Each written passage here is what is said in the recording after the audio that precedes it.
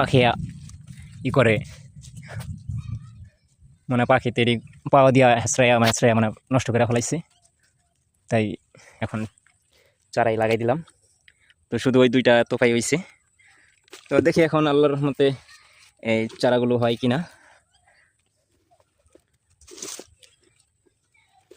তো একটা লাগানো হয়ে গেছে, তার আছে আপনার এখানে একটা তোপা, এটাও জ্বালায় নাই মনে হয়, দেখি এখানেও হ্যাঁ জ্বালায় নাই।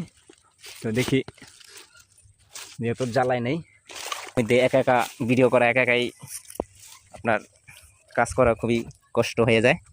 তো কি করবো, আপনাদেরকে দেখানোর জন্য তো আমার কষ্ট তো করতেই হবে। ওই যে বলে না, সবসময় বলি যে কষ্ট ছাড়া কোনো সফলতা নাই। তাই কষ্ট করে আপনাদেরকে দেখাই, নিজেও কষ্ট করে কাজ করার চেষ্টা করি। একটার মধ্যে কয়টা চারা দিয়ে দিছে, 3টা দিয়ে দিছে একটার মধ্যে।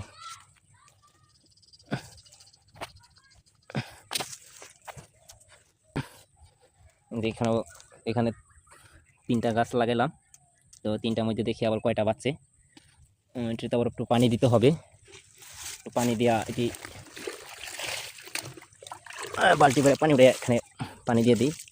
এলাকা এটি প্রতি আপনার এটি লাগায় আবার পানি দিতে হয়, সাথে সাথে একটু পানি দিয়ে দিলে ভালো হয় গাছটা, তাহলে মারা যাওয়ার চান্স থাকে না।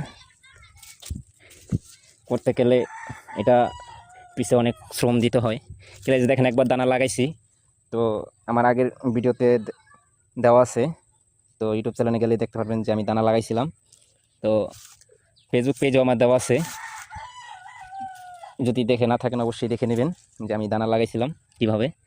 তো এখন মারা গেছে, যেহেতু দানাগুলো নষ্ট হয়ে গেছে। আবার বৃষ্টি হয়েছিল তো অনেক, ওই সময় অনেক বৃষ্টি ছিল, লাগানোর পরে বৃষ্টি হয়েছিল 1 না 2 দিন 3 দিন। তো বৃষ্টি হওয়ার কারণে মনে হয় পচে গেছে, যেটা ধারণা করি। তো দেখি এখন চারাই না লাগাই দিলাম, তো দেখি এখন চারাই কি পরিমাণ এটা সফলতা কতটুকু আসে, এটা বাঁচাতে পারি কিনা। তো গাইস শেষ পর্যন্ত আমি সবগুলো লাগাই দিচ্ছি এখন। তো দেখি এখন লাগানোর পরে কি হয়, আপনাকে অবশ্যই আপডেট দেবো এটি বাঁচে কিনা মারা যায়। গাইস দোয়া করবেন যেন গাছগুলো বেঁচে যায়। তো অবশ্যই আমি আপনাদেরকে আপডেট দেব। তো ভালো থাকেন, সুখে থাকেন, শান্তি থাকেন, এটাই আল্লাহর দরবারে কামনা করি। আল্লাহ হাফেজ।